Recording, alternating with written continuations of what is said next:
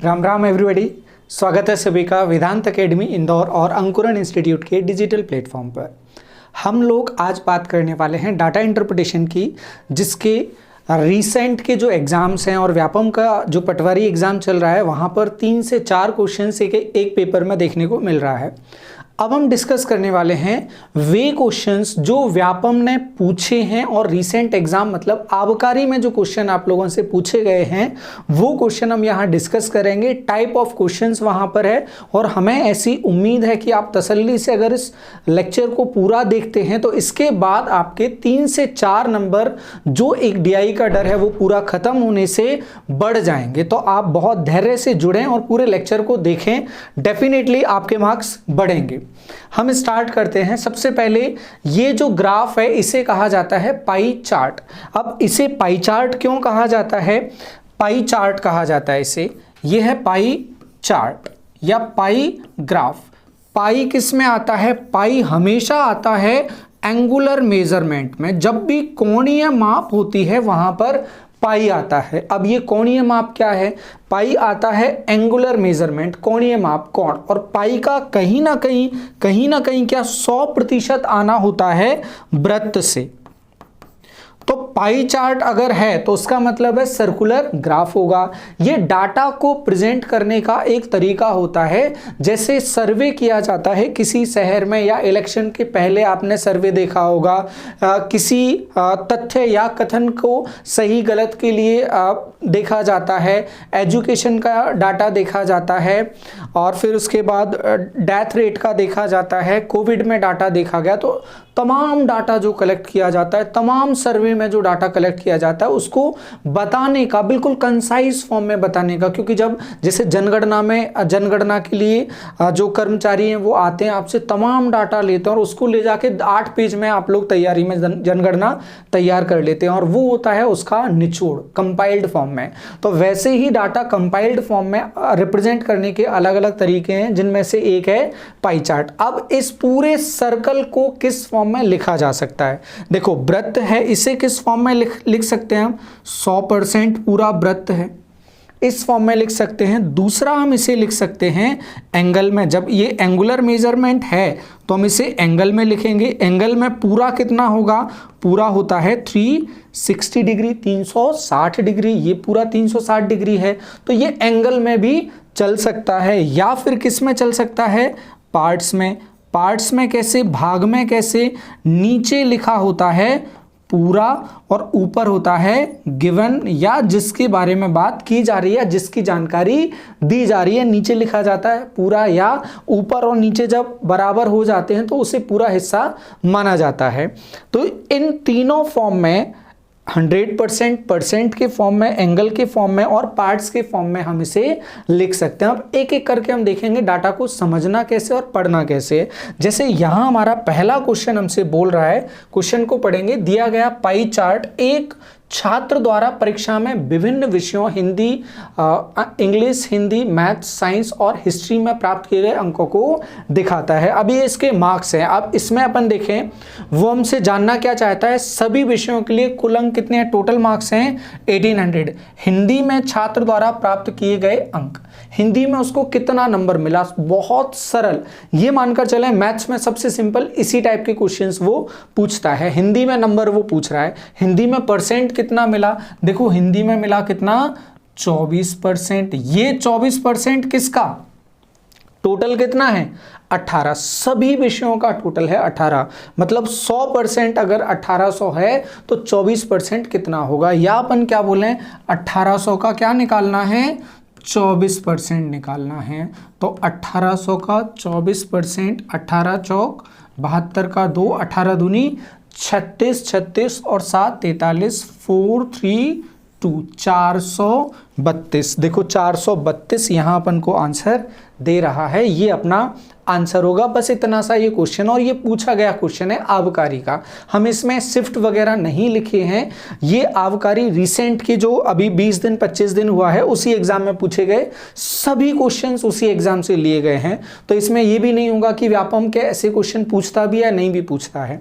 चलो next question देखो। दिया गया पाई चार्ट एक स्कूल की 6 कक्षाओं में छात्रों की संख्या संख्या के वितरण को दर्शाता है। छात्र किस में दे रहा है? अब देखो यहां डाटा अपन को दे रहा है डिग्री के फॉर्म में। अब डिग्री के फॉर्म में दे रहा है तो अपन को ध्यान रखना पड़ेगा डिग्री कितनी होती है टोटल, ये 90, ये 72, ये 65, 52, 48 और 33 यदि दिख नहीं रहा है तो। अब देखें क्या बोल रहा है, टोटल स्टूडेंट कितने? 1440। अब बोल रहा है यदि पहली कक्षा में 60% छात्र और तीसरी कक्षा में 30% छात्र प्रथम श्रेणी में पास होते हैं। अब हम देखें पहली और तीसरी कक्षा में हैं कितने छात्र, तब तो उनमें से पास होने वाला बता पाएंगे।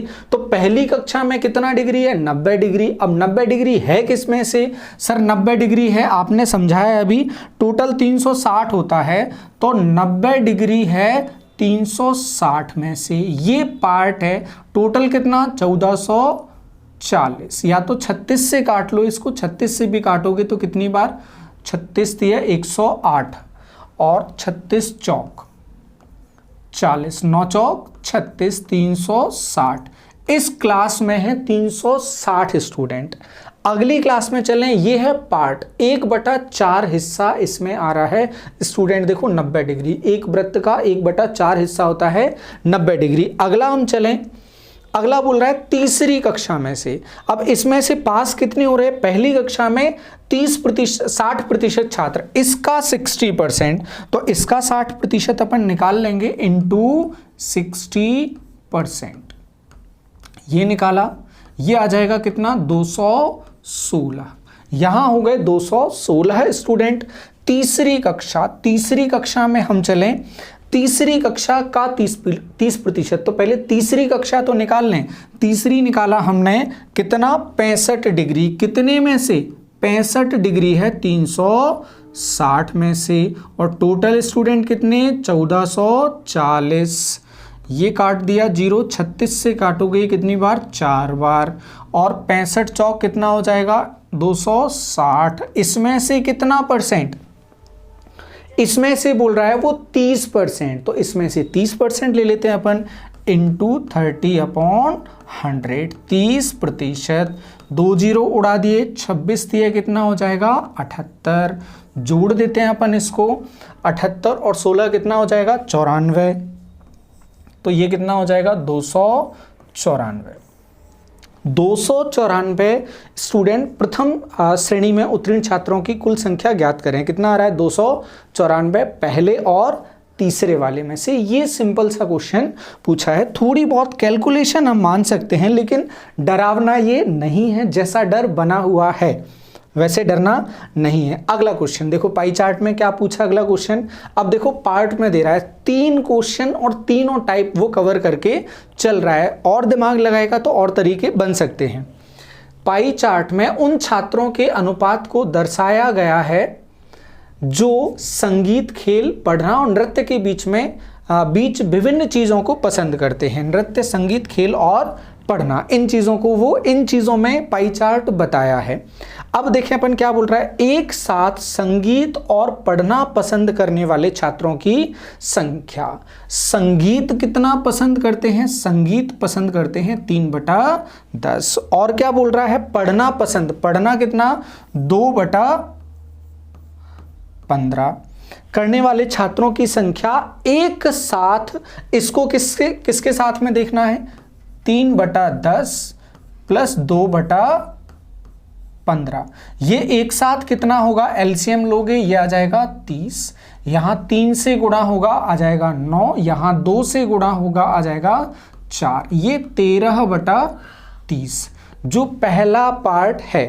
पहला पार्ट कौन सा? संगीत और पढ़ना पसंद करने वाले छात्रों की संख्या। तो हिस्सा कितना आ गया? 13/50। अब चलते हैं, अगला क्या है? एक साथ खेल और नृत्य। खेल कितना? खेल 1/5 और नृत्य कितना? 11/30। अपन चाहते इसको परसेंट में भी कर सकते थे, लेकिन ऐसे ही कर लेते हैं, चलेगा। 11/30 और 1/5, 11/30 और 1/5। एलसीएम कितना आ जाएगा इसका? एलसीएम आ जाएगा 30। अब देखो यहाँ 6 से गुणा, 11 और 6, ये हो जाएगा 17/30। और यूं भी अपन को पता था, ये अपन ने लिख के देख लिया। देखो यहाँ इन दोनों संगीत और पढ़ने में 30 में से कितने स्टूडेंट आ गए? 13 स्टूडेंट 2 में आ गए, तो बाकी बचे 2, क्योंकि टोटल कितना है 4, बाकी बचे 2 में कितने आएंगे? बचे हुए 30 में से 17। ये भी समझने की बात है, फ्रैक्शन की बात। अब क्या बोल रहा है? से लगभग कितना प्रतिशत है, इनके बारे में पूछ रहा है, इसका कितना प्रतिशत है। अब जिससे तुलना की जाती है वो नीचे लिखा जाता है, जिसके बारे में बताना होता है वो ऊपर लिखा जाता है। अब देखते हैं हम रिक्वायर्ड क्या है। रिक्वायर्ड है ऊपर जो हिस्सा है 13/30 किसका? 150 का। इस संख्या को वो पूछ रहा है 17/30 गुना 150। हमने जानबूझकर ऐसा किया है। आप लोग सोच रहे होंगे सर संख्या निकाल लेते हैं, लेकिन जब रेशियो जैसी चीज़ें पूछेगा तो हम वैसा नहीं करेंगे, क्योंकि सब कैंसल आउट होना है, वापस वहीं पहुंचना है। ये 30 से 30 कट जाएगा, 13/17। ये चलो आप 1300/17 सॉल्व करोगे इसको, ये आ जाएगा 23.5% के आसपास। 23.5% के आसपास आ जाएगा। देखो 17 से काटोगे 13 आ जाएगा, ये 13/17। 17 से काटोगे 130। पसंद करने वाले छात्रों की संख्या का लगभग कितना प्रतिशत है? 17 चौक 68, 17 7 119, ये 7 आ जाएगा। एक साथ संगीतों पढ़ना पसंद करने वाले छात्रों की संख्या, एक साथ खेल और नृत्य पसंद करने वाले छात्रों की संख्या का लगभग कितना प्रतिशत है? ये 7 आ जाएगा। फिर सॉल्व करेंगे इसको। 13-17 का कितना प्रतिशत है, यही पूछ रहा है। हाँ, सॉल्व करेंगे इसको। यूं अगर देखेंगे तो कितना हो जाएगा? 150 से सॉल्व करोगे 5 13 पंजे 65, और ये आ जाएगा 150 से सॉल्व करोगे, ये 5 बार कटेगा, 17 पंजे 85। तो 65-85 का कितना प्रतिशत है? अप्रॉक्स 70% के आसपास ये आएगा। एक साथ खेल और नृत्य पसंद करने वाले छात्रों की संख्या के 70% के आसपास ये बनेगा। एक बार कैलकुलेशन आप और देख लेना, हमारे हिसाब से 70 के आसपास बनेगा। एग्जैक्ट हम बता देते हैं। 17 7 119, 119 बचेगा, फिर 110, फिर कितनी बार जाएगा? फिर जाएगा 6 बार, 6 बार जाएगा। 17 3 51, 102 तक 6 बार जाएगा, 102 तक। ये बचा पॉइंट। फिर उसके बाद बचेगा कितना? 102 के बाद बचेगा 8 बचेगा, मतलब पॉइंट लगाएंगे तो 80 हो जाएगा। फिर 17 से भाग लगाएंगे, 17 पंजे 65, तो 76.5। और उसका जो रिमेनिंग वाला पार्ट है वो कितना दे रहा है? 23.5, मतलब अप्रॉक्स कितना? 24। अच्छा, ये कम का पूछा है, सॉरी, ये कम का डाटा पूछ लिया है। यहाँ पर कम कितना है? ये है 13 पार्ट, ये 17 पार्ट, तो कम कितना पार्ट है इसमें? इसमें कम कितना पार्ट है? कम पार्ट है 4। कितने से? 17 से। अपन ने टोटल निकाल दिया, इसका कितना पार्ट है? 76.5 पार्ट है। तो कम कितना बचा? 100% से कम कितना बचा? 23.5। या कम कितना है? 4/17 गुणा 100। इससे सॉल्व करोगे आप, इससे आ जाएगा 23.5 समथिंग आएगा, जो अप्रॉक्स कितना हो जाएगा? 24। यहाँ पर अपन को क्या ध्यान देना है? कम पर ध्यान देना है। अपन ने सीधे पूरा निकाल दिया, इसलिए कम का क्या आया? 76.5 आया। और कम देखेंगे तो कितना आ जाएगा? 23.5, मतलब अप्रॉक्स कितना? 24%। ये थोड़ा सा कम या ज़्यादा ये ध्यान रखना पड़ेगा हमें इसमें, क्योंकि इस पर वो क्वेश्चन पूछता ही है। और हम देखेंगे उसमें दिए गए पाई चार्ट एक पार्टी के लिए 6 दोस्तों के योगदान को बताता है। 6 लोगों ने पार्टी की और उन्होंने पैसे देने का हिसाब इस तरह से रखा। पी ने 20% दिया, क्यू ने 10%, आर ने 16, एस ने 24 और टी ने A% दिया। A% ये सही दिख रहा है आपको, ए ही लिखा है, और यू ने दिया 12%। यदि आर और टी, अब देखो टोटल 100% पूरा, 12 और 10 30 और 16 46 और 24 70 और 12, 70 और 12 हो जाएगा 82। बचेगा कितना इसके लिए? इसके लिए बचेगा 18%। तो टी का अपने आप हमें पता चल गया, 18% इसका बन रहा है। अब क्या जानना चाहता है? आर और टी के हिस्से के बीच का अंतर। आर और टी देखो, ये 18%, ये 16%, अंतर कितने परसेंट का? 2% का। और 2% का अंतर कितना दे रहा है? 300। तो तो 1% कितना हो जाएगा, 1% हो जाएगा 150, 1% 150, तो 100% कितना, 100% हो जाएगा 15,000। ये हो जाएगा 15,000। इजी सा क्वेश्चन था, डिफरेंस दे रहा था तो डिफरेंस अपन ने परसेंट का ही डिफरेंस निकाला और बता दिया, ये हो जाएगा 15,000। और कोई क्वेश्चन आया पाई चार्ट में? हाँ, सबसे ज़्यादा क्वेश्चन पाई चार्ट से पूछे जाते हैं, ये फिर परसेंट में आ गया। इंडिया ने क्या किया, 50 टन का आयात किया, 5 देशों से सिलिकॉन का कुल आयात इंपोर्ट किया हमने 50 टन। अब 50 टन हम समझ रहे हैं, अगर क्वेश्चन को थोड़ा सा इजी करें तो इससे अगर हम किलोग्राम में ले जाएंगे तो 1 टन में 1000 किलोग्राम हम ले लेंगे। अब देखें, ये मीट्रिक टन से ले रहे हैं अपन। यदि जापान से आयत 24% सिलिकॉन और थाईलैंड से आयत 12% सिलिकॉन को कहां भेज दिया जाए, नेपाल को हमने भेज दिया। कहां से आया, जापान से आयत 24%, थाईलैंड से आयत 12%। तो जापान से आया कितना, 50 टन में से 20% आया, तो 50 टन का 20%, 20% कितना, 20/100, दोनों जीरो काट दो तो जापान से आया कितना, 10 टन। 10 टन आया, इसमें से कितना चला गया, 24% गुना 24/100। ये पॉइंट हटाया, कितना चला गया, ये हो गया निर्यात। किसको, नेपाल को। निर्यात कितना हो गया, निर्यात हो गया 2.4 टन। ये 2.4 टन चला गया जो जापान से आया था उसमें से। अब किस में से जा रहा है, थाईलैंड। थाईलैंड से कितना आया, 30%। तो 50 का 30% आया, आया कितना देखो, आया 15 टन। 15 टन में से कितना चला गया, 12% चला गया, 12/100। 15/12 कितना हो जाता है, 180/100। और ये पॉइंट हटा, आया 1.8। 18 और 24 कितना हो जाएगा, 42, मतलब 4.2 टन। 4.2 टन, 4.2 टन, ये हमारा आंसर।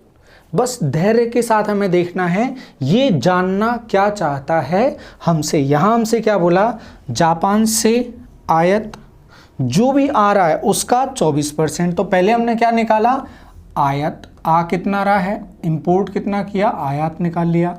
जो आया उसमें से हमने क्या कर दिया, 24% निर्यात कर दिया। वही कहानी थाईलैंड वाले केस में रखी हमने, जिससे आंसर आ गया इजीली। अगले क्वेश्चन की तरफ चलें। अगला क्वेश्चन हमें डाटा दे रहा है, फिर से डाटा परसेंटेज में आ रहा है। तो परसेंटेज में क्या बोल रहा है, आईटी डिपार्टमेंट में 22% कर्मचारी महिलाएं हैं और एचआरडी में 40% कर्मचारी महिलाएं हैं। इन दोनों विभागों में एक साथ महिला कर्मचारियों की संख्या बतानी है। अब सबसे पहले हम देखें आईटी डिपार्टमेंट। आईटी में तो वैसे भी हैं और एचआरडी में भी हैं। तो आईटी में कितना है, 22%। आईटी है कहाँ, टोटल कितनी है, 2500 कर्मचारी हैं। 2500 में से बटा है ये R&D रिसर्च एंड डेवलपमेंट है, लेखा विपणन है, आईटी है और मानव संसाधन है। आईटी में 20% है, किसका 20% किसका, 2500 का। 2500 का 10%, एक जीरो हटाओगे 250, 20% कितना, 500। तो यहाँ टोटल है कितना, 500। फिर उसके बाद मानव संसाधन, मानव संसाधन में 5% है, 10% कितना, 2500 का 10%, एक जीरो हटाया 250, 250 का आधा, 10% का आधा 5% कितना होगा, 125। यहाँ 125 कर्मचारी हैं। इन कर्मचारियों में से क्या बोल रहा है वो, 22% कर्मचारी महिलाएं हैं 500 में से। तो 500 गुणा 22/100 प्लस एचआरडी में कितनी, 125, इसमें से कितना, 40%। सबसे पहले तो जीरो उड़ाने का काम, 22 पंजे 110। फिर यहाँ 125 चौक कितना हो जाएगा, 500। 500 में से एक जीरो कट जाएगा तो क्या बचेगा, 50। तो 110 और 50 कितना हो जाएगा, 160। तो दोनों डिपार्टमेंट में टोटल महिला कर्मचारी कितनी है, 160। हमने देखा एक ही पैटर्न का वो क्वेश्चन दे रहा है, यहाँ टोटल दे रहा है और टोटल से अपन को क्या निकालना है, संख्या, फिर टोटल से क्या निकाली, संख्या। बस इस संख्या से जितना जितना परसेंट ले रहा है वो निकाल के जोड़ देना है। कहीं पर वो अंतर पूछेगा, कहीं योग पूछेगा, कहीं अनुपात पूछेगा, कहीं वो प्रतिशत पूछेगा। तो ये लगभग सभी में वो ऐसा कर रहा है, ये ध्यान रखेंगे, याद भी रखेंगे हम, ठीक है। पाई चार्ट हमारा कंप्लीट हुआ। पाई चार्ट के बाद हम चलें, ये आ जाते हैं बार ग्राफ, रेक्टेंगल ग्राफ इनको कहा जाता है, आयत ग्राफ इनको कहा जाता है, बार ग्राफ है वो इनको कहा जाता है। अब बार ग्राफ में डाटा जो हमें दिया है वो यहाँ पर किसका डाटा दे रहा है, सोमवार से शनिवार तक का वो क्या दे रहा है, बारिश दिखा रहा है। जो रेनफॉल है वो बता रहा है, रेनफॉल भी किस में बता रहा है, वो एमएम में बता रहा है, बरसात बता रहा है मिलीमीटर में। अब इस बरसात के बारे में वो क्या बोल रहा है, 4.3 हुई सोमवार को, मंगलवार को 2.5, 3.5, 4.2, 1.2 और 2.7। अब क्या बोल रहा है, मंगलवार से शुक्रवार तक का वो क्या बोल रहा है, वर्षा का एवरेज निकालना है इनका, ये एवरेज निकालना है। 42 और 12 54 और ये कितना हो जाएगा 60, 54 और 60 कितना हो जाएगा 104, 114, 54 और 60 114 और कितना 4। भाग लगाओगे कितनी बार, 11 में लगाओगे 2 बार, फिर 0.3 बचेगा, 34 हो जाएगा, ये आ गया 8, 32 तक चला गया, बचा 2, फिर कितनी बार जाएगा 5 बार, 2.85 mm ये एवरेज रेनफॉल हमारा मिलेगा। 2.85 सीधा एवरेज का क्वेश्चन है, बस वो इसमें ये नहीं लिखा 2.5, 3.5, 4.2 और 1.2 का एवरेज बताओ, बस जानना चाहता है कि आपको ये देखना आता है या नहीं। अब चलें आगे, ये आ गया अगला जो रेक्टेंगल ग्राफ है, जो बार ग्राफ है, उसका नेक्स्ट स्टेज में 2 डाटा दे रहा है अपन को। 2 डाटा में वो क्या बोल रहा है, पहला है टोटल पेशेंट, दूसरा है हार्ट पेशेंट। ये टोटल पेशेंट, इसमें से हृदय रोगी, दिल के मरीज कौन कौन हैं, हाल फिलहाल तो सभी बच्चे दिल के मरीज होंगे, अभी धड़कन बढ़ती जा रही होगी, पेपर पास में आते जा रहा है। निम्नलिखित बार ग्राफ में 5 अस्पतालों PQRST ये हॉस्पिटल्स हैं, इनमें रोगियों और हृदय रोगियों की संख्या के बारे में बताया, कितना पार्ट हार्ट पेशेंट्स का आ रहा है। कुल रोगी के प्रतिशत के रूप में हृदय रोगी की संख्या किस हॉस्पिटल में सबसे कम है, सबसे कम क्या बताना है हमें, परसेंट बताना है। परसेंट कैसे बताते हैं, नीचे टोटल, ऊपर जिसके बारे में बताना है वो। जैसे यहां पर टोटल 1200 में से कितना है 240 बटा 1200, गुणा करोगे 100 से, परसेंट में बताना है, ये 2 बार कटेगा, 12 दूनी 24, तो कितना परसेंट आ रहा है, पहले वाले में 20%, और बताना क्या है, सबसे कम बताना है। फिर उसके बाद ये तो और कम लग रहा है, ये कितना लग रहा है, सेकंड ऑप्शन 60 बटा 800 गुणा 100, ये काट दिया, 8 से भाग लगाओगे 7 बार, 7 8 56, और फिर बचा 4 दशमलव लगाया, फिर जाएगा 5 बार, 7.5। तो पहला ऑप्शन तो गलत ही हो गया। दूसरा ऑप्शन 7.5 आ रहा है। तीसरा ऑप्शन देखें, 1400 में से कितना 200 गुणा 100, भाग लगाते हैं 14 से, 14 एकम 14, फिर हाँ 14 एकम 14, फिर बचा 6, 60 हो जाएगा, 14 चौक 56, 14 पॉइंट समथिंग आ रहा है। फिर अगला वाला 600 में से 400 काफ़ी ज़्यादा आएगा। फिर अगला वाला 2000 में से 250, 2000 में से 250 एक बार देख लेते हैं, 2000 में से 250, ये भी 10% से ज़्यादा आएगा, क्योंकि 2000 का 10% कितना होता है, 2000 का 10% होता है 200, तो ये 10% से ज़्यादा आ रहा है। तो कुल रोगी के प्रतिशत के रूप में हृदय रोगी की संख्या किस अस्पताल में सबसे कम है, हार्ट पेशेंट सबसे कम किस में दिख रहा है, क्यू हॉस्पिटल में। तो क्यू हमें यहाँ पर दे रहा है ऑप्शन नंबर सी। बस इसमें हमें देखना क्या था, PQRST, ये 5 अस्पताल हैं और ये इसी ऑर्डर में ऑप्शंस नहीं दिए हैं, बस इतना ध्यान रखना था। नहीं पता चला सेकंड वाले में और सेकंड वाले पर क्या दे रहा है, टी और टी मार के हम आगे, वो देख के ही गलत लग रहा है, तो ये ध्यान रखना है थोड़ा सा। चलते हैं नेक्स्ट क्वेश्चन पर। नेक्स्ट क्वेश्चन क्या बोल रहा है, बार ग्राफ का ध्यानपूर्वक अध्ययन करें और निम्नलिखित प्रश्न का उत्तर दें। अध्ययन कर लिया अपन ने, देख लिया क्या दे रहा है, ए और बी, ब्लू वाला ए है और रेड वाला बी है। 2011 से 15 की अवधि में दो व्यक्ति ए और बी द्वारा भुगतान किए गए इनकम टैक्स को बता रहा है। हजार रुपए में इनकम टैक्स दिया, 12,000, 14,000, 18, 21, 25, 20 इस तरह से दिया। अब क्या जानना है वो देखना, कितना सिंपल क्वेश्चन पूछेगा। 2012 में ए की आय का अनुपात, 2012 में ए की आय, ए की कितनी आय है, 18,000 है, ठीक है।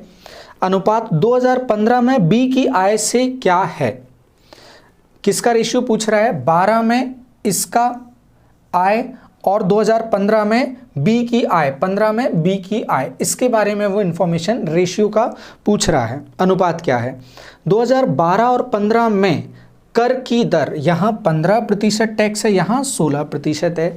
जब ए से पूछा भाई आपने टैक्स कितना दिया, वो बोला 18,000 दिया, 18,000 दिया, तो फिर कर्मचारी बोला कि नहीं आप वो टैक्स परसेंट में बताओ कितना दिया, तो क्या बोलेगा, सर 2012 में मैंने 15% दिया था, किस में से, 100% में से, तो 15% कितना आ रहा है, 15% दे रहा है कितना, 18,000।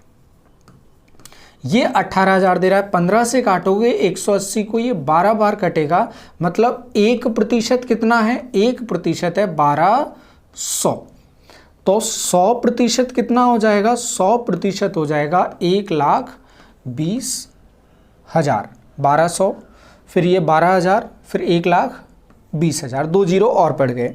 ये तो बात थी किसकी, ए की। अब यही कहानी किसकी है, बी की। बी ने कितना परसेंट दिया, बी ने दिया 16%, और रुपए में कितना, 24,000। देखते हैं, जब बी के बारे में बात की तो बी ने दिया 16% और ये कितना है, 24,000, 24,000, 16 से काटोगे 240 तक कटेगा 15 बार, ये 1500। तो अब 100% में सीधे 2 जीरो चिपका देते हैं, अब कितना हो जाएगा, ये 1,50,000। इनका रेशियो पूछ रहा है, अनुपात पूछ रहा है, ऊपर 1,20,000 और नीचे 1,50,000। काट दो जीरो सब, 3 से काटोगे 4 और नीचे 5, 4/5, 4:5। पहला ही ऑप्शन हमें दे रहा है 4:5, ये अपना आंसर बनेगा। सिर्फ अपन ने क्या किया, ये दे रहा है 18,000, क्या बोल रहा है, ये है 15%, तो इनकम कितनी है, 100%, तो देख लिया 100% कितनी, 1,20,000। यहाँ टैक्स दे रहा है 16%, लेकिन टैक्स है कितना एक्चुअली में, 24,000, तो 16%, 24,000, 100%, 1,50,000, और रेशियो निकाल दिया।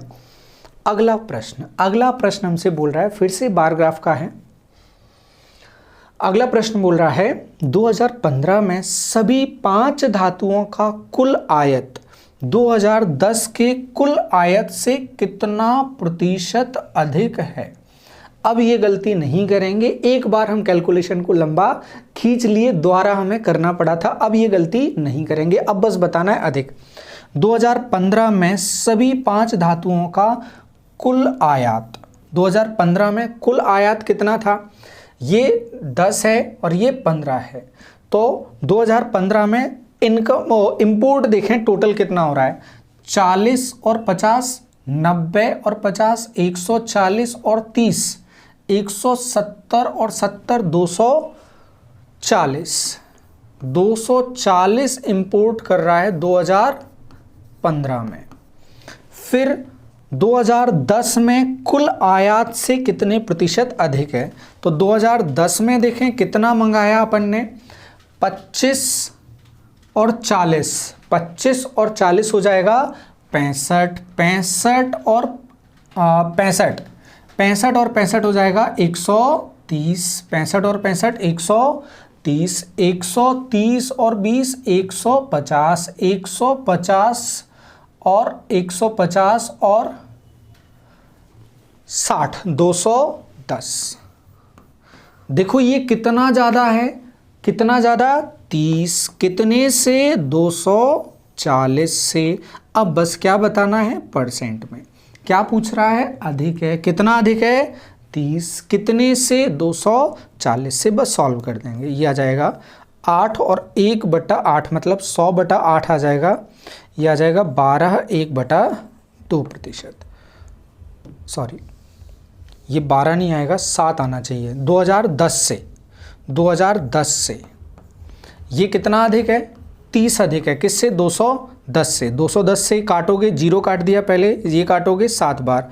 और 1/7 अगर इस भिन्न को परसेंट के फॉर्म में लिखा जाता है, ये लिखा जाता है 14.2/7%। 14.2/7% का मतलब होता है 14.28। ये हो जाएगा अपना आंसर। किससे तुलना करवा रहा है, 2010 से। तो जिससे तुलना करवाएगा हमेशा वो नीचे लिखा जाएगा। ये सिंपल कहानी आपको पहले भी बता दी है।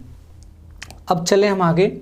अगला क्वेश्चन, बार ग्राफ शेयर बाजार में निवेश करने वाले लोगों के प्रतिशत को दर्शाता है। ये शेयर मार्केट में पैसा लगाने वालों को बता रहा है। सर्वेक्षण में किए गए लोग विभिन्न शहरों से हैं। अब ए शहर, बी शहर, सी शहर, डी शहर, ई, एफ, जी, ये अलग अलग शहरों से लोगों ने 30%, 24% लोगों ने, 42%, 48%, 60%, 8% और 18% लोगों ने शेयर मार्केट में अपना पैसा लगाया। सर्वेक्षण में किए गए कुल लोगों में से शहर एफ में शेयर बाजार में निवेश करने वाले लोग कितने हैं, 153, 15,360 लोग हैं। और सी में 26,880 हैं। तो एफ और सी में सर्वेक्षण किए गए कुल लोगों का अनुपात क्या है। अब देखो, इसमें एफ में कितना परसेंट किया, एफ में किया 8%। जब 8% कितना है, 15,360, तो 100% निकालना है। 1% कैसे निकालोगे, यहाँ से 8 से भाग, 100% कैसे लगाओगे, गुणा 0 करके। तो अपन सीधे क्या कर दें, 100% लिख देते हैं। 1% कैसे निकाला, 153 60/8 और 100% निकाला गुणा 100। ये किसकी कहानी है, ये कहानी है शहर एफ की। फिर अपन किस में चलें, शहर सी में। सी में कितना है, 42%। 42% है तो 42% सी में चले। अब अपन 42% कितना दे रहा है, 42% दे रहा है 26,880। तो 100% कितना हो जाएगा, 100% हो जाएगा 26,880/42 गुणा 100। एफ और सी में सर्वेक्षण किए गए कुल लोगों का अनुपात क्या है। अब रेशियो पूछ रहा है, दोनों का अनुपात अपन निकालें। तो अनुपात निकालेंगे F/C। तो F/C में जो पार्ट कट रहा है वो अपन लिखेंगे ही नहीं। अब पार्ट क्या कट रहा है, यहाँ क्या बचेगा, 153 को अगर अपन इससे काटें इससे, तो क्या होगा, 8 से काटोगे इसको, 100 तो कट ही जाएगा। ये बटा में लिखोगे 100 कट जाएगा। 8 से इसको काटोगे कितना बचेगा, 8 एकम 8, बचेगा कितना, 7, कितना हो जाएगा 73, 8 नाम 72, बचेगा 1, कितना हो जाएगा 16, 8 दूनी 16, ये 0। नीचे कितना, 42 से अपन को भाग लगाना है, 42 से नहीं लगाना तो छोटी संख्या किससे लगा लो, 7 से लगा लो। पहले 7 से लगाओगे, ये 7 से जाएगा 6 बार, यहाँ 7 से लगाओगे, 7×3 = 21, फिर कितना बचेगा, 5 बचेगा, 58 हो जाएगा। 58 हो जाएगा तो 7 8 56 बचेगा 2, 7 चौक 28, 3840, 3840 और ये 2920 है। तो यहाँ कितना है, 3840 और नीचे कितना है, 6। नीचे 6 है तो उस 6 को अपन क्या करें, ऊपर लिख दें। और इससे ये कितनी बार कटेगा, ये कटेगा 2 बार। तो ये आ जाएगा 2 से 6 को काटोगे 3:1, 3:1। अब ये कैलकुलेशन का तरीका है, जब अपन सारी कैलकुलेशन को मिक्स कर देते तो वो थोड़ी सी इजी हो जाती है। जैसे यहाँ पर 100 से 100 काट दिया अपन ने, और जैसे अपन को दिखा 1920 का डबल 3840 है, तो अपन ने इसे सीधे इसी फॉर्म में लेकर चले गए। अब हम चलें आगे, यहाँ आंसर आ गया 3:1। सिर्फ कैलकुलेशन थोड़ी थोड़ी कहीं मिलेगी, बाकी क्वेश्चन सिंपल ही होगा। अगला क्वेश्चन, अगला क्वेश्चन क्या बोल रहा है, ब्लू में दे रहा है एलईडी बल्ब और रेड में दे रहा है CFL। अब हम चलें इसे देखें, नीचे दिया गया बार ग्राफ 2015 के एक महीने में 6 कंपनियों द्वारा एलईडी और CFL के मैन्युफैक्चरिंग को दर्शाता है 1000 में। 6 कंपनियों द्वारा एक साथ निर्मित CFL की औसत क्या है? किसके बारे में पूछ रहा है? CFL के बारे में पूछ रहा है। 6 कंपनियों का एवरेज वो जानना चाहता है। तो एवरेज अपन निकालें, 535, 228, फिर ये 500, 530, फिर 711 और 625। इसे अपन को सॉल्व करना है। पॉइंट अपन इग्नोर कर रहे हैं, अभी 100 से गुणा लेके चल रहे हैं अपन, और लास्ट में अपन उसे सॉल्व कर लेंगे। 100 से गुणा क्यों?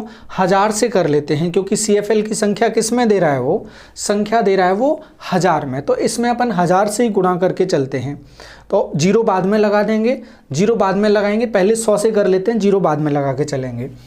500 और 200, 700, 700 और 500, 1200, 1200, 500, 1700 और 700, 1700 और 700, 2400, 2400 और 600, 3000, 35 और 28, 35 और 28 जोड़ोगे 55 और 8, 63, 63 यहाँ कुछ भी नहीं है, 63 और 30, 93, 93 और 11, 104, 104 और 25, 129, 129 और 3000 पहले से था, तो 3129। और किस में बताना है हमें? ये बताना है किस में?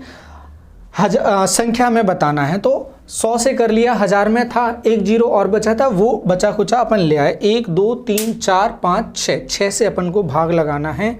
तो देखते हैं कितना आएगा। 6 से भाग लगा के 6 पंजे 30, बचा एक, कितना आ गया? 12, 6 दूनी 12, 9 में भाग लगाओगे कितनी बार? एक बार, बचेगा कितना?